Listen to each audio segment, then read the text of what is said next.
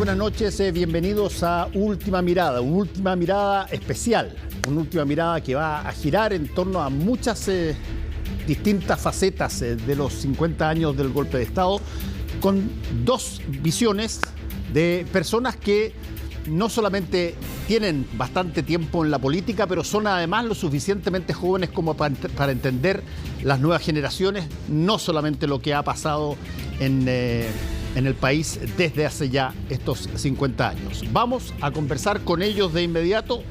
Están con nosotros, columnista de diarios muy conocido, profesor universitario, Hugo Herrera, que ya es parte de esta casa, igual que Gonzalo Winter, que parlamentario, diputado, que también ha venido muchas veces, y ahora tenemos un solo tema con todas las... Perdón, yo quería hacer una salvedad. ¿Ah? Quería hacer una salvedad. Que no somos igual de jóvenes.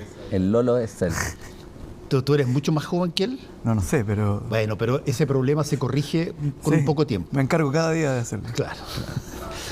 Oye, lo interesante es que quería invitarlos a que conversáramos sobre estos 50 años, a ver si es que podemos darle una mirada no solamente a los 50 años, llamémoslo así, sino que además a cuáles son las perspectivas que eventualmente se pueden tener para los próximos 50 años. Y para eso hay un montón de cosas que están en funcionamiento, así que partamos de inmediato. ¿Es esta conmemoración de 50 años, o la ven ustedes, Hugo, distinta a la de los 40, a la de los 30, a la de los 20? ¿Por qué? Sí, yo la veo bien distinta. La verdad es que aquí los ciclos de 10 años se notan. Yo me acuerdo que para la de los 20 era un país donde había dos bandos más o menos simétricos, digamos, bien simétricos. Donde estaba Pinochet dando vueltas, donde se hacían manifestaciones de adhesión a Pinochet, se lo iba a saludar para los cumpleaños y no era poca la gente que iba. Luego, por hablar de los 40, bueno, da Piñera esta declaración de los cómplices pasivos que marca un giro, porque que una autoridad de ese calado, más allá de la opinión que uno pueda tener de Piñera, te dinamita el suelo dentro del mismo bando, digamos. O sea, ya no hubo nadie que pudiera dentro de la derecha. Imagínate cómo quedaba Jovino Noboa en ese contexto, que en paz descanse, entre paréntesis. Hoy día yo creo que... Y Jarpe y Guzmán, que son las máximas figuras de los dos partidos de derecha que había en esa época. Claro. El tema que yo veo ahora es que por distintas circunstancias, como que estamos, no diría en una regresión, pero sí en una nueva readecuación de posiciones, en donde se ha tomado distancia respecto a algunas posiciones, cercanía con otras, y no es lo mismo. O sea, yo pongo como ejemplos, no sé, más allá de las opiniones que uno tenga de la reflexión que se ha hecho, pero el hecho de que uno de los principales, o los dos principales textos sobre Allende y la época del golpe hayan sido de Patricio Aylwin y, guardando las proporciones, de Daniel Mansuy, o sea, personas de centro o de derecha, a todo evento de la CODE o de lo que habría sido la CODE, y partidarios del golpe en su primer momento, me parece que es llamativo. Eso no se había producido antes. En la izquierda no veo un nivel de discusión de ese calado. Y claro, está el tema de las declaraciones. A ver, lo diría así, pero puede ser algo para discutirlo, porque tampoco tengo tan claro en qué consiste. Pero creo que hay dos confusiones que son como pies forzados, en los cuales se ha desenvuelto la discusión, y que me parece que son síntesis de cosas que no van de suyo juntas. Una es la vinculación que se hace de Allende con la causa de los derechos humanos, y que le costó el cargo a Patricio Fernández, por haber hecho algún tipo de matiz. Y la otra es la vinculación que se hace de querer poner en el mismo nivel la posición de determinado grupo respecto del golpe de Estado y la posición de condena a las violaciones a los derechos humanos.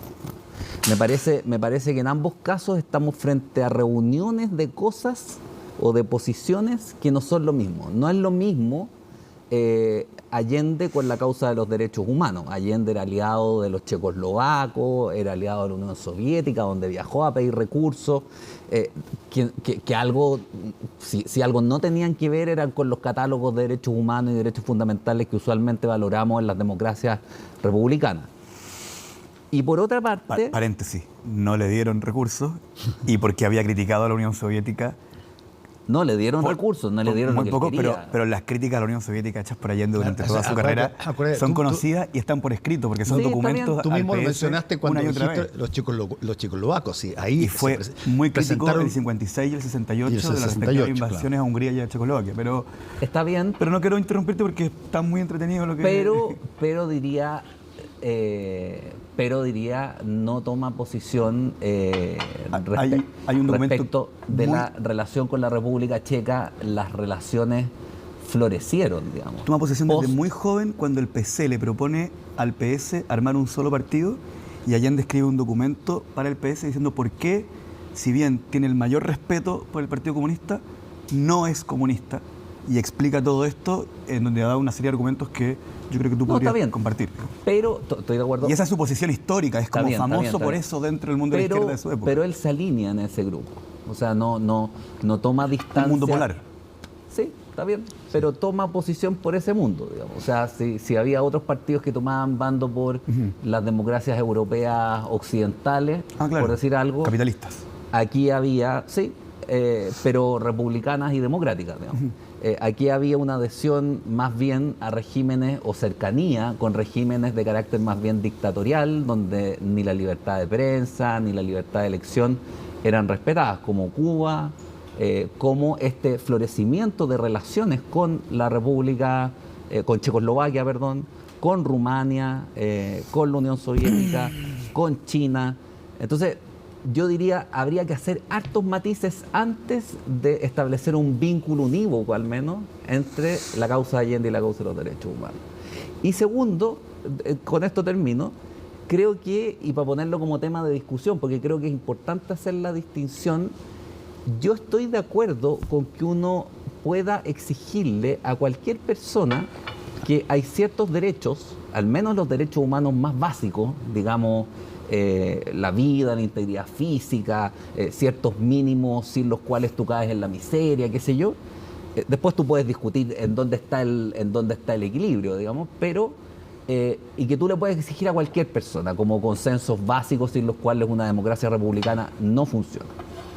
Pero algo muy distinto es tratar de vincular esa afirmación o esa exigencia con pedirle a, no sé, a lo que fue el 55% del país, al menos en el año 73, que apoyó el golpe por distintas razones que tú puedes cuestionar históricamente. ¿Cómo llegas a esa cifra? Por la cantidad de gente que votó por la CODE en la última elección. No, pero no es sinónimo votar por la CODE. No, pero ¿qué otros antecedentes tiene? Pues no hay un plebiscito previo al golpe. Ninguno, por eso no me referiría al tema, porque no tengo antecedentes. No, pero es lo más aproximado que tú puedes hacer. O sea, reconociendo que la UP iba avanzando en las votaciones, no sé, y que el mejor resultado que tuvo. Mi abuelo votó DC y fue profundamente antigolpe desde las 7 de la mañana que se anuncia. Está claro, pero la DC entonces lo acabáis de meter en una... La DC no fue mayoritariamente antigolpe. O sea, ya, de hecho, pero de hecho por eso existen estos 13 demócratas cristianos que... Son 13. Claro, que es que en su momento plantearon que estaban en contra del golpe de Estado. No, pero yo quiero solo dejar en acta, porque tu argumento está muy interesante, pero quiero dejar en acta que no hay elementos para decir que alguna cantidad de chilenos estuvo a favor del golpe. Que un 55% exacto no hubiera estado a favor del golpe, bueno, puede ser más o menos, pero había una digamos la mitad del país, si quiere, no diría que menos de la mitad. Yo creo que la cifra no existe, ¿no? No, pero es imposible. Pero veamos la última elección popular de esa vez, que es 43, la de regidores. La de regidores, creo. Y esa la Unidad Popular aumenta su Sí, votación. mucho. No, es la parlamentaria. ¿Ah? Es la parlamentaria. La parlamentaria de parlamentaria. marzo. Y la Unidad Popular saca 43. Saca 43, Aumentando habiendo sacado 36 o 34. De 36 pasa a 43. Pasa a 43. Pero, No, es el mejor pero resultado. digámoslo para poder seguir, digamos que se ven por lo menos fuerzas parejas entre apoyo y no apoyo. Digamos. Claro, Pero él dijo al golpe. mi punto es este. Es que yo creo que el originalmente, y eso podemos discutirlo. Pero no me original, rellenen datos de una encuesta que no se ha hecho. No. Yo parto de la base de que no hay que esto lo que estoy diciendo es un contrafactual. No es una cosa que pasó. Lo que estoy diciendo es que si es que tú tomas los primeros 2 meses o 3 meses, por poner una cosa, la reacción de lo que entonces era la CODE, por ejemplo, parecía mucho más cercana en términos numerosos a apoyar el golpe. Sí. Después, mi padre era demócrata cristiano y en su principio apoyó el golpe y después se retira absolutamente de esa situación, y así mucha otra gente. Mi punto es que más allá del porcentaje específico, tú puedes decir que al menos el asunto, en el más conservador de los escenarios, iba mitad y mitad, por decirlo así. Yo no diría que menos, porque había una articulación, había un paro social. Pero el punto mío es este. Tú no puedes poner en el mismo saco violadores a los derechos humanos y adherentes a violaciones a los derechos humanos que la mitad de un país que se sentía amenazada por el riesgo, que por lo demás no era incierto. Claro, pero hay que hacer la distinción Insulza-Melolio. De una dictadura o de un socialismo, lo que se llamaba un socialismo real, donde en el fondo no había vuelta atrás. O sea, tú no tenías cómo después, por medios democráticos. Muy de acuerdo, pero... Y ese miedo... Yo no creo que sea un violador, yo no creo que sea un torturador y un violador de derechos humanos el que apoyó el golpe esa mañana. Sí, el que lo legitima el 2023. Y estoy solamente aplicando la tesis Insulza-Melolio. Como uno puede respetar los motivos que hayan llevado a apoyar el golpe a quien lo apoyó antes de que ocurrieran. Entonces, pero es que ese planteamiento está bien sensato. Pero el que lo dice el 2023, sí. O sea, Jorge Alessandri, sí se hace parte. Sí, está bien. Porque hay un continuo. No, ahí hay una precisión importante. Termina el contenido político de la dictadura viene el 11 de septiembre, no viene el 12. No viene el 11 de septiembre. En el bando número 15, cuando dice solo pueden circular el Mercurio y la Tercera, ¿por qué solo pueden circular el Mercurio y la Tercera? Porque están difundiendo la línea política del golpe, por lo tanto el golpe tiene una línea política, que es una línea de derecha. Eso en un sentido histórico es falso. Kissinger estaría conmigo en esto. Espérate. El año 1974, tan tarde como eso, hay una declaración de principios de la Junta Militar. No tenía nada que ver con el contenido ideológico que se le dio al gobierno años después. Los gobiernos siempre son espacios en disputa. Segundo. Incluido el mío. Pero escuchémonos un poquitito allá. Segundo, el gobierno era de una junta. O sea, imagínate el cambio que sufre la DC, la desilusión, que apoyan un golpe que se suponía que iba a ser un golpe comisario, una dictadura muy breve que le iba a entregar el mando al poder civil, y de pronto se dan cuenta que aquí tienen un Pinochet que no se va más, digamos, que no se sabe cuándo se va a ir. O sea, el contenido cambió radicalmente al poco tiempo. No niego que abusos hubo del primer momento, sí, es un golpe violento, pero tampoco creo que se pueda poner en el mismo saco. Si ese es mi punto, tú no puedes construir futuro si tú pones en el mismo saco a todo un sector político que de buena fe se sintió amenazado, sintió miedo, por decirlo de alguna manera, que a gente que todavía hoy, digamos, viola los derechos, apoya la violación a los derechos humanos. Ahora, tú hiciste una indicación que es muy buena. Es distinto quien hoy, sabiéndose todo lo que se supo, dice, me da lo mismo, el golpe estuvo bien, qué sé yo. No es mía, es Insulza-Melolio. Está bien, pero otra cosa muy distinta es decir, entiendo que bajo esas circunstancias, con el miedo de la época... Esa es la que yo quiero discutir, claro. Haya habido gente que de buena fe haya apoyado el golpe. A ver, déjame meter una... Eso es fácil de conceder. Hubo personas que dentro de los partidos políticos existentes en la época generaron un desacuerdo con el golpe de inmediato. Sí. Ahí estamos los 13 demócratas cristianos y probablemente y sin duda todos los partidos que fueron perseguidos y todo. Por supuesto. Segundo, hubo en los primeros gabinetes personas que provenían de partidos que eran parte de la institucionalidad vigente en esa época, tanto derecha como demócrata cristiano. Hubo embajadores demócratas cristianos, hubo una serie de personas que representaron al gobierno militar de Chile en el extranjero, hasta que ellos hicieron lo que ahora ustedes están conversando al final, empiezan a considerar que no es casual que empiecen a suceder una serie de cosas atentatorias con derechos humanos y con personas que probablemente muchos de ellos conocían, y por lo tanto dicen, aquí hay una suerte de norma y yo no quiero ser parte de eso, y empiezan a renunciar un año o una cosa después. Ahí cambia el asunto porque se entroniza, si tú quieres, el régimen militar se entroniza en lo que finalmente fue conocido para adelante y donde solamente tiene el respaldo básicamente de la derecha. Sí. A ver, primero, ¿por qué estamos hablando 50 años después de lo que ocurrió un día? Sí. Hay mucha gente que ha hecho esta comparación con la situación de la Guerra Civil de 1891. Y yo quiero decir que, primero que nada, que estemos con un experto de la guerra, que estemos hablando 50 años después de lo que ocurrió ese día, no es ni un error ni un acierto. Es más bien una anomalía que es digna de ser analizada porque algo está pasando que hace que no podamos evitar hablarlo. Sí. Porque cuando sale el tema, por alguna razón, se producen discusiones. Porque si yo digo hoy día, O'Higgins, si yo voy ahora a la Cámara de Diputados y digo, O'Higgins es mejor que Carrera, no va a pasar nada, probablemente a nadie le importe. Entonces, de hecho se solucionó, ¿ya?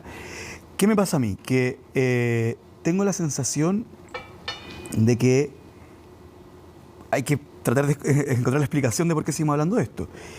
Yo creo que el horror hizo que gran parte de los dilemas que enfrentaba la sociedad chilena durante la Unidad Popular no se resolvieran realmente o no se resolvieran legítimamente. Y eso hizo que luego pasáramos una transición en donde, recordemos que, ahí hay que hacer la primera distinción, esto no pasó hace 50 años, sino que el primer hito pasa hace 50 años. Pero Pinochet se mantiene hasta el 98 como comandante en jefe, los senadores designados hasta el 2005, el sistema binominal hasta la ISAPRES, la AFP y la Constitución, que son los pilares del modelo de la dictadura, se mantienen hasta el día de hoy. Entonces, la democracia fue recuperada hace 33. Entonces, no es que hace 50 pasó algo que terminó ese día. Totalmente de acuerdo. Sino que es un continuo. Ahí pasó algo que empezó ese día. Entonces, ¿qué pasa? Que yo tengo una segunda impresión, es que casi todas las discusiones que damos hoy día sobre lo que ocurrió esos días son de alguna forma metáforas sobre discusiones que estamos teniendo sobre el presente, ¿ya? Okay. ¿Y qué me pasa? Que los dilemas de esa época sí son aplicables de alguna forma al presente. Y allí un hecho muy notorio es que una de las principales características de la última elección presidencial es que uno de los candidatos, si bien no tenía intención de hablar de eso, pero consultado, era nítidamente allendista, y el otro candidato, sin intención de hablar de eso, consultado, era nítidamente pinochetista. O sea, los dilemas que esas personas, o más bien las posiciones en determinados dilemas que esas personas les tocó encarnar, siguen abiertos. Entonces, ¿qué me pasa a mí? Que cuando uno discute, por ejemplo, sobre el rol de la democracia en la construcción política, bueno, las posiciones de Allende son relevantes para tomar una posición actual. Cuando uno discute sobre el litio, bueno, las posiciones de Allende son bastante útiles y relevantes para el momento actual. ¿Cuál es la diferencia que creo yo con los 40 años? Porque ahora está más polarizado, dicen. Porque yo creo que la posibilidad de que los ideales que encarnaban las posturas de Salvador Allende se pusieran a ganar elecciones hace que el pinochetismo también resurja. No sé si me voy a entender. Sí. Sí, no. Porque a los 40 años parecía que personas con una mirada, una lógica, qué sé yo, una narrativa que pudiera vincularse al allendismo estaban fuera de lo posible dentro del sistema político chileno, y en el momento en que se hacen posibles, es que vuelve la pasión para evitar que esos intereses se crucen. Ahora quiero hacer la distinción sobre cosas que dice Hugo, perdón, chiquitita nomás. Si alguien me dice, yo en la mañana del 11 de septiembre estuve de acuerdo por X motivo, luego conocí el informe Church, entendí el rol de la CIA o el horror de las violaciones de derechos humanos o entender el rol de la democracia, qué sé yo, y por tanto me distancié, bueno, mi discusión con esa persona, yo no tengo ninguna intención de que la inclemencia sea mi bandera o que el juicio moral sea sea una parte relevante del juicio político. Pero hay que hacer la distinción del que viene después. Pero el golpe sí tiene un contenido político, independiente de que Hugo tiene razón y tú también, porque lo esbozaste, de que el carácter específico de la política de la dictadura se haya ido decantando con el tiempo. Eso no refuta que el golpe es un acto estrictamente político. Pero es una decisión de Nixon, es una decisión de Kissinger, es una decisión de Agustín Edwards. Es evidentemente un golpe de derecha. Pongámoslo como sobre la base de la conversación. Además, o es un golpe contra la posibilidad de la construcción de un socialismo. Independiente de que después haya asuntos que resolver. Déjame plantearlo de la siguiente manera para que escuchar también a Hugo, que tiene que ver con lo siguiente. No solamente el golpe tiene una característica, el golpe como tal, como herramienta, tiene una carga feroz que arrastra todo. Pero es que además, ese golpe es, si no el último o el penúltimo en América Latina en una seguidilla de golpes que venían pronunciándose en prácticamente todos los países. Por lo tanto, cuando nosotros condenábamos los golpes en Perú, los golpes en Bolivia, los golpes en Argentina, los golpes en Uruguay, los golpes en Brasil, qué sé yo, y decíamos, qué sé yo, me parece que es bien incómodo plantearse después, cuando el golpe llega a Chile, y considerar que en realidad el golpe es prácticamente aséptico. O sea, y además yo también quiero plantear que la Unidad Popular tampoco es aséptica. Yo creo que los intereses del terrateniente, los intereses del dueño de una fábrica y los intereses de una transnacional minera en Chile, efectivamente estaban siendo amenazados por la Unidad Popular. Y ese debate no lo hemos terminado de resolver. ¿Cuándo es legítimo que esos intereses sean amenazados? Es un tema que tenemos pendiente y que lo vamos a tener que debatir para tener estrategias audaces de desarrollo para los próximos 50 años. Dale tú y después hacemos una pausa después de tu intervención. Sí, a ver, yo agregaría ciertos elementos para complementar lo dicho, porque, mira, está bien, tú planteas que aquí intervino la CIA, que aquí intervino... No lo planteo yo, lo planteé la CIA. No, está bien, estás haciendo hincapié en eso. Yo cuando diga que... Sí. Pero interviene también en Chile. O sea, el que pone a Chile dentro de la esfera, dentro de la mira de la política internacional, es el gobierno de Allende. O sea, Chile no había estado en esa disputa, ni siquiera con Frey. Digamos. De hecho, dándote la razón, Nixon le pregunta a Kissinger, ¿por qué es tan importante este país? O sea, por ejemplo, ¿qué me importa que en el presidente? Por ejemplo, yo no y el otro tengo, le dice, ojo, esto no es grave. tengo antecedentes más allá de un testimonio, pero todo eso que se habla de que la CIA habría financiado el golpe y todo lo demás, o habría financiado a la DC, a mí una vez un alemán me dijo que los fondos no eran de la CIA, los fondos venían de Alemania Occidental y de organizaciones de la sociedad civil de la Alemania Occidental que estaban preocupadas por el predominio, digamos.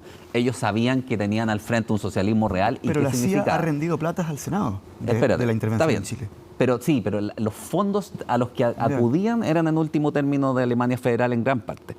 Después, el tema de la polarización... yo creo que no se lo puede vincular necesariamente a intereses del gran capital. O sea, yo encuentro que es cierto que la acción norteamericana probablemente estuvo motivada por la amenaza a los capitales, es cierto. No, y por la Guerra Fría, entre otras cosas. Efectivamente, o sea... Bueno, y además estaba el panorama de que el hemisferio occidental no era... todavía estábamos repartidos por Estados Unidos. Y que Vietnam, Camboya y todo el asunto, y China, donde también hay reacciones bien violentas, digamos, con muchos más muertos por lo demás, contra la intervención norteamericana en ese hemisferio. bueno, genera problemas. Pero, mira, lo que pasa es que cuando uno dice que el golpe habría sido un artificio de la CIA, de la colaboración de, qué sé yo, Nixon, yo no lo diría en esos términos. Pero espérate, yo creo que se soslaya, o sea, me parece que tan importante como eso, o mucho más, es que en Chile había una mayoría o una mitad, por lo menos, de la población que se sentía amenazada. O sea, si uno no entiende... Déjame plantear el punto. Si uno no entiende lo que significa el miedo en política, entonces mejor que se dedique a hacer otra cosa. O sea, la política en sus momentos de crisis, como era aquí en el que estábamos llegando bajo la polarización de la Unidad Popular, era un momento que se caracteriza porque tú ya no te entiendes con el del frente y le temes. Sí. Y eso se produce desde los sectores de la izquierda hacia la oligarquía o los momios, qué sé yo. Y viceversa. Cuanto desde el otro lado. Entonces, cuando tú entras en esa dinámica, claro, es difícil pensar en una salida respecto de la cual tú puedas decir, aquí hubo buenos, aquí hubo malos, aquí hubo alguien... Yo digo intereses contrapuestos, ¿no? Está bien, pero por lo mismo, porque tú tienes que hablar ahí de intereses contrapuestos en un sentido realista, no puedes, bajo ningún respecto, analogar esa situación política con algo que vino después y que no tiene que ver necesariamente con esa situación política. Ahí tengo un desacuerdo fundamental. Espérate, dejemos ese desacuerdo para la vuelta después de esta pequeña pausa y nos vamos al desacuerdo y yo quiero volver a los 50 años. Estamos de vuelta en esta conversación que tiene como objetivo, entre otras cosas, ver si es que podemos poner un piso relativamente parejo, común, para a partir de ahí ver si se puede edificar algo en términos futuros que genere una no digo el término de una situación como la de un golpe de Estado, porque eso queda siempre. No, sino, a ver, ¿hay espacio o no hay espacio para que eventualmente uno pueda sentir que cualquiera que haya sido tu manera de pensar frente a todo lo que pasó en Occidente durante buena parte de las finales del siglo XX, incluyendo lo que pasó en Chile, no es un obstáculo inamovible para poder seguir construyendo para el futuro? Sí, mira, yo creo que aquí hay unas distinciones que son sumamente relevantes. La mayoría de los chilenos ha accedido a todas las discusiones sobre lo que ocurrió, inclusive los que vivieron a través de distintos medios. Por lo tanto, todavía no hay un acuerdo entre los chilenos sobre los hechos, ¿ya? Y ahí yo quiero hacer una precisión que me parece que con un argumento con el que sí estoy en desacuerdo, que es que Hugo plantea el miedo como algo espontáneo, como algo natural a las políticas de la Unidad Popular.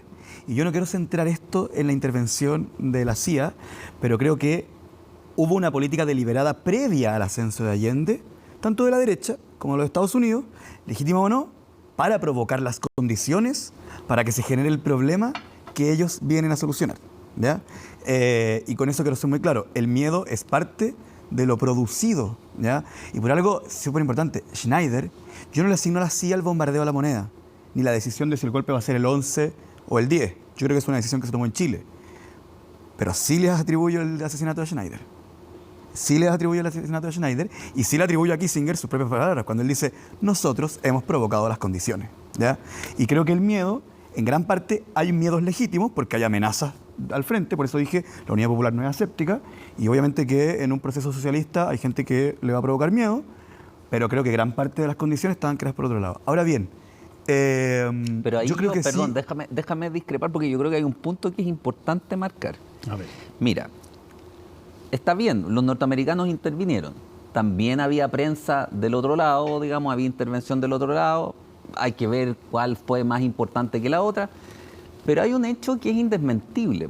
O sea, que tú no tenías al frente. Había al frente socialdemócratas, republicanos y demócratas, en Alemania occidental, en Francia, en Italia incluso, partidos comunistas comprometidos con la República Democrática. Sí. Y al otro lado, donde estaban los aliados de Allende, que no estaban en Europa occidental, que no espiaban, no eran los que espiaban para Allende, por decirlo así, estaban los soviéticos y sus aliados. Y ahí había socialismos reales. Y ahí no se respetaban los derechos humanos, no había libertad de prensa, no había democracia en términos competitivos, no había nada de eso.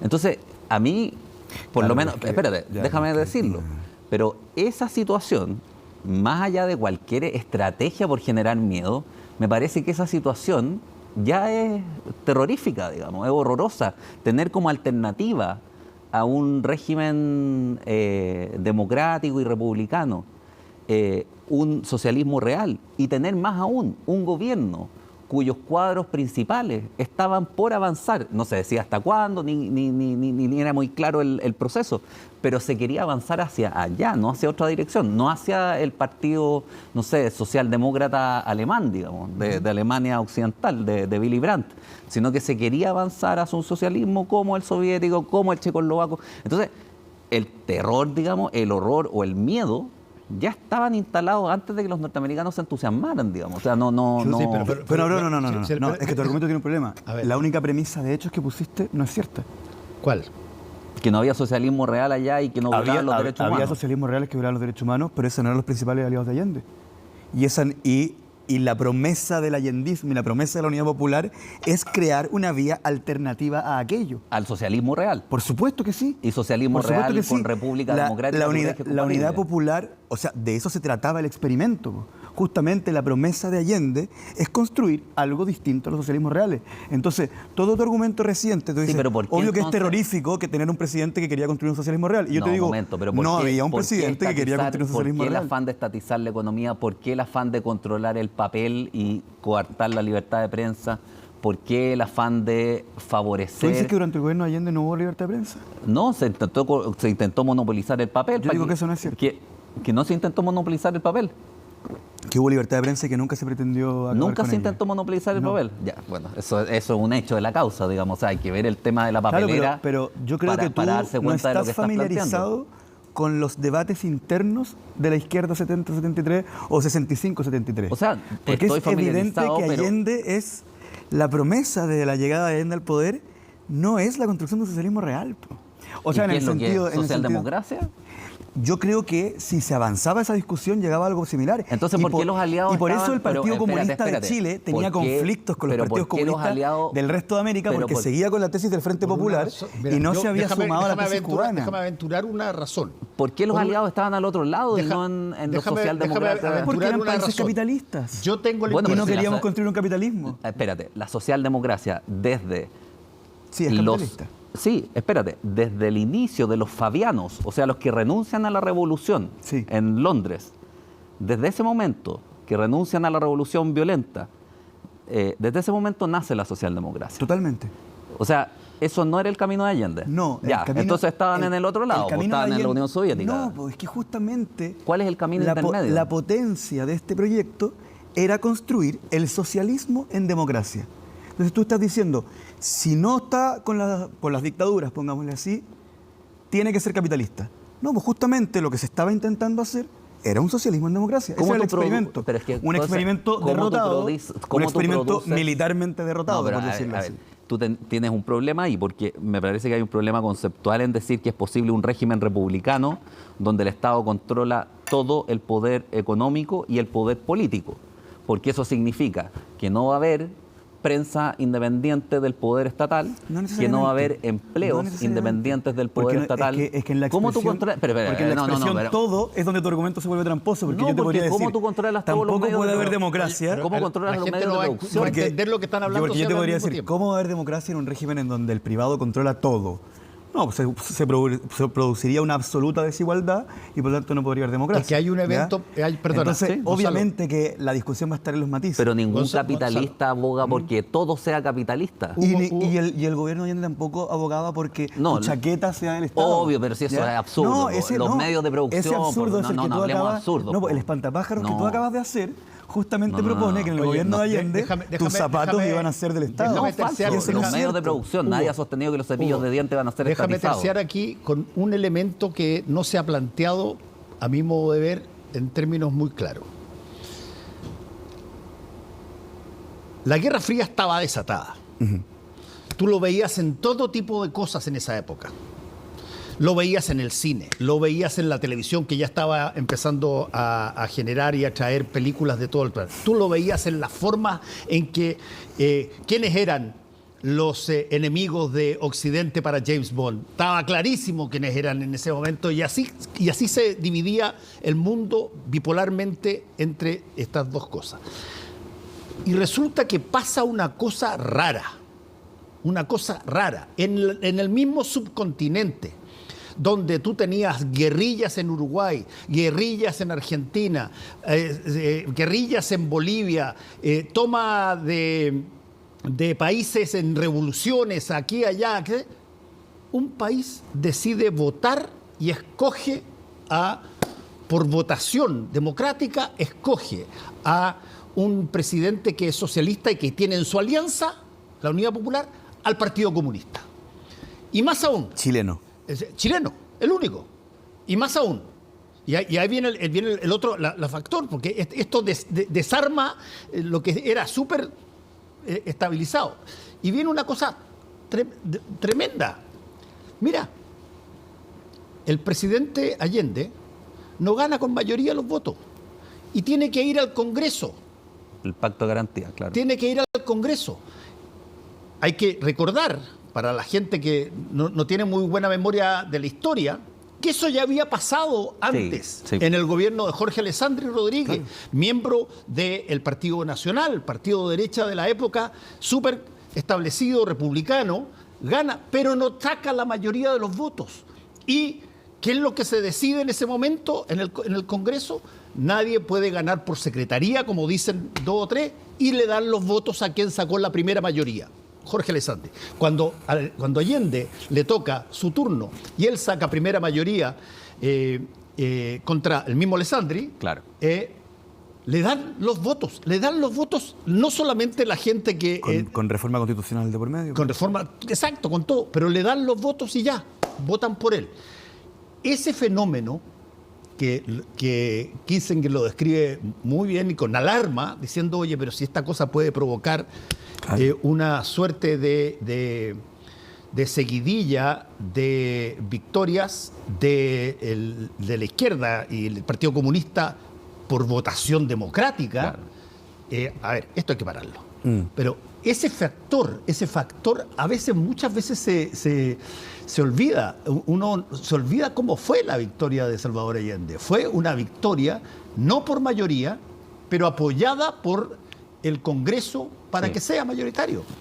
Sí, tal cual como se había hecho con Jorge Alessandri Rodríguez antes. Y esa situación desarma y proyecta una situación que, bueno, no estoy diciendo que no tiene, llamémoslo así, pecados propios de la Unidad Popular, montones, y podríamos hacer programas de eso. Pero yo creo que un factor muy fuerte fue la percepción de que a partir de una experiencia inédita podía repetirse aquello en determinadas circunstancias en otras partes de América Latina, generando que la democracia escogiera a personas que eran el enemigo, que es lo que le dice Nixon a Kissinger. No, yo estoy de acuerdo en que el gobierno de Allende entra legítimamente al poder y que, claro, generaba más sospechas que la de los partidos de la derecha de la época, que era una derecha además más republicana, más integrada en el sistema, que lo que vino después. Pero hubo la exigencia esta del pacto de garantía, que era una protección de los derechos humanos, digamos. Sí. Porque había sospecha de que podía haber violaciones en ese sentido, dada la trayectoria ideológica de los partidos, y que el Partido Socialista, por ejemplo, ya estaba abogando desde el 67 por la vía armada, digamos, o por la legitimidad de la vía armada. Ahora, lo que habría que preguntarse es si acaso Allende cumplió con el pacto de garantía, y entonces uno tendría derecho a dudar en la medida en que a poco andar la democracia cristiana, que va de acá para allá y después vino de allá para acá, le quite el apoyo y forma la CODE, que es una alianza para parar al allendismo, digamos. Entonces, ¿por qué la democracia cristiana, que es un partido republicano, cambia de bando yo creo que eso solo se explica por las simpatías que tenía Allende hacia los países que estaban más allá de la cortina de hierro. O sea, ¿qué hace Fidel Castro? Uno dice, eso hoy día lo tenemos naturalizado porque hemos visto tanto documental de que Fidel Castro se paseó por Chile, pero ¿qué hace un dictador en Chile, paseándose? Eso no te habla de una vía chilena así tan limpia al socialismo. Fidel Castro se alineó con Allende y sin perjuicio de que no se instaló un aparato militar, porque eso además requiere mucho tiempo, sus aliados estaban en otro lado. O sea, yo me pregunto de nuevo, ¿por qué los aliados de Allende no estaban en el Partido Socialista francés? ¿Por qué no estaban en el partido, en la izquierda británica? ¿Por qué no estaban en la izquierda alemana? Sino que alemana occidental o Alemania libre, digamos, sino que estaban al otro lado, donde los partidos eran únicos, donde los partidos eran socialistas, pero eran únicos. Yo creo que, por ejemplo, el Partido Socialista francés sí era aliado de Allende. Eso es indiscutible. Y tiene que ver con la complejidad de la Unión Popular. Pero yo creo que hay un elemento... Se espiaban, que estamos, o sea, había un espionaje sistemático entre Occidente y Oriente. Segundo, claro, es propio de la época, pero las diferencias entre Fidel Castro y Salvador Allende no son públicas ahora, eran públicas en esa época. Se entendían que eran dos vías que se miraban, que se respetaban, pero Allende era muy explícito en que Allende respetaba una dictadura, entonces. Sí, pero tiene que ver con a quién sacó Fidel. A quién sacó Fidel y el carácter de la Revolución Cubana y en qué deviene. Porque yo creo que tú también estás haciendo algo que es un poco lo que criticaste al principio, que es juzgar la totalidad de los últimos 60 años de historia cubana como un paquete completo. Yo creo que merece una revisión con más matices. Pero yo quiero hacer, perdón, hay un punto que no puede quedar... Pero es que no me he hecho cargo de la... Solamente, te voy a hablar, pero les quiero recordar que yo quiero hacer la pregunta sobre el futuro antes de terminar. Yo me preparé para eso. Y estamos cerca de terminar. Pero hay un elemento que no se puede dejar de lado, que yo creo que además no solamente había un conflicto entre partidos de derecha con partidos de izquierda y diversas tesis políticas. Cuando cambian las tecnologías o cuando se encuentra un mineral en alguna parte, etcétera, cambian las condiciones de producción y eso va generando diversas formas de clases sociales que pueden o no entrar en conflicto. Que todos estos asuntos hayan estallado en el mismo siglo tiene que ver con que había conflictos de clase relativos al modo de producción de la época, ¿ya? Entonces también hay que entender la situación de la Unidad Popular como un continuo que tenía que ver con un conflicto entre campesinos y dueños de la tierra, entre obreros y dueños de las fábricas. Y eso no existía solamente porque los militantes de la izquierda hicieran un discurso. Y Chile venía de una seguidilla la matanza de Rankin, la matanza de Santa María de Iquique, la matanza de Pampa Irigoyen, etcétera, la huelga de la carne, la huelga de la chaucha, etcétera. O sea, el conflicto por la desigualdad en la producción, el conflicto entre clases, era algo que estaba exacerbado en esa época y de alguna forma podemos discutir si la política era expresión de aquello o que también ponía su cuota, pero hacer como que eso no existía, como que el conflicto de clase o simplemente que las clases sociales no existían en esa época, a mi juicio nos lleva a un análisis que queda trunco. Pero perdón, yo no negaría jamás que no existe el conflicto de clase. No, pero es que hay un libro muy famoso que no lo menciona en 400 Lo que páginas. pasa es que hay dos diferentes... Bueno, pero ese libro tiene un autor, no soy yo. No, claro. Hay dos maneras de enfrentar la lucha de clase. La fabiana y la revolucionaria. Y a mí me parece que es un dato de la causa el conflicto de clase. El punto es que tú lo puedes abordar pacíficamente. Lo menciono porque las derechas es lo que han hecho todos los gobiernos occidentales europeos con mayor o menor éxito, pero con paz. No me queda nada de tiempo, nada. Y necesito preguntarle... Un futuro. Sí, pero para eso necesito la respuesta en dos líneas. ¿Hay o no hay posibilidad de recomponer lo que podríamos llamar una nacionalidad política común? Gonzalo. Yo creo que sí. Yo creo que hay determinados asuntos que a veces en la polarización del debate no los vemos, pero yo creo que hay un compromiso con la democracia por parte de la mayor parte de los sectores de la política chilena y creo que efectivamente tenemos que ir superando estos temas para pasar a resolver diferencias que actualmente tenemos, pero yo creo que hay un compromiso con la democracia y con no resolver los asuntos a balazo, sino con los mecanismos previamente establecidos, que está asentado. Pero ahora vamos a pasar a otros temas que sí van a haber choques de intereses y que tiene que ver con, solo en una línea, si va a ser el hiperconsumo la única forma posible de alcanzar el desarrollo, o si más bien vamos a incluir temas como cambio climático, la forma de las ciudades, ¿cierto? La desigualdad, si vamos a aceptar que es un problema en sí misma, etcétera. Incluso si vamos a aceptar que la desigualdad es un problema de la democracia, etcétera, que también los vamos a tener que resolver y vamos a tener diferencias, pero yo creo que está claro que no las vamos a resolver a balazo. Yo creo que, por suerte, el contexto es radicalmente distinto y no hay una amenaza ni de pesqueros soviéticos, ni de tanques que van a llegar a Praga, ni mucho menos. Entonces el miedo no es un factor. Y los gobiernos que todavía se mantienen en la izquierda radical, como el venezolano o el cubano o el nicaragüense, no son, por suerte, modelo para nadie aquí adentro del país. Y eso es valioso. Para nadie es relevante. Ahora, para el futuro, déjame decir una línea también respecto de lo que espero para el futuro. Yo creo que hay que operar en dos niveles. Un nivel simbólico, que o va por la Constitución o va por una agenda de reformas consensuadas, porque este país no puede seguir funcionando en piloto automático sin acuerdos grandes. Y segundo, respecto al tema de la productividad, yo echo de menos una preocupación por cómo se produce. A mí me llama profundamente la atención una declaración que hizo Rosana Costa, que es una economista neoclásica, que dice: preocúpense de la productividad. Obvio, eso es como una contradicción. Se estancó antes que el crecimiento. Por supuesto. Entonces ahí yo creo que es fundamental lo que va a jugar el Ministerio de Ciencia, Investigación y Desarrollo. Lamentablemente, creo que no han avanzado ahí con la suficiente celeridad y tienen a la pobre Aysén Echeverry ocupada de una especie de ley mordaza que querían armar, que después no les resultó, pero tienen que dedicarse a otras cosas. Oye, ofrezco debate sobre futuro aquí y ahora con Hugo. Un agrado conversar. De repente lo traemos a un segundo round. Ah, ya pues. Estaría bueno. Es que he trabajado en ese debate y no puedo. Muchas gracias, Gonzalo. Gracias también a ti, Hugo. Muchas gracias. Y gracias a todos ustedes por estar con nosotros y estar hablando cosas que no siempre se hablan.